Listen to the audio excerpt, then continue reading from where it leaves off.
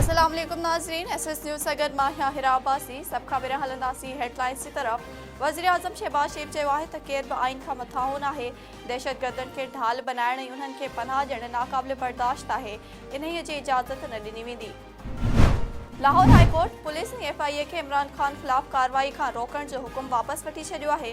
Lahore high court में इमरान खान जे ख़िलाफ़ केसनि जी तफ़सीलनि बाबति केस जी ॿुधणीअ में अदालत FIA ऐं पुलिस खे इमरान खान ख़िलाफ़ कार्रवाई रोकण जो हुकुम वापसि वठी छॾियो आहे।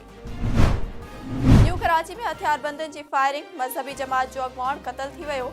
पुलिस ज़रियनि जो चवणु आहे त सलीम खत्रीअ खे घर ॿाहिरां टारगेट कयो वियो। ज़रियनि मूजिबि सलीम खत्री खे 5 गोलियूं लॻियूं।